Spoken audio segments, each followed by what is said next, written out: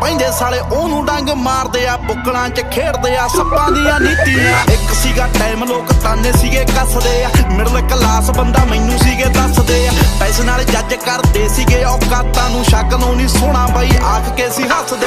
ਮੈਂ ਕਿਹਾ ਬਾਈ ਉਹ ਤੂੰ ਗੇਮਾਂ ਦੇਖੀ ਪੈਂਦੀਆਂ, ਕਰਦਾ ਜੋ ਗੱਲਾਂ ਇਹ ਸਦਾ ਨਹੀਂ ਉਹ ਰਹਿੰਦੀਆਂ। ਜੁੱਤ ਚਾਹੀਦੀ ਜੰਗ ਜ਼ਿੰਦਗੀ ਦੀ ਜਿੱਤਣੇ ਨੂੰ, ਪੱਲਿਆ ਮਕਾਮ ਇੱਥੇ ਸ਼ਕਲਾਂ ਨਹੀਂ ਲੈਂਦੀਆਂ।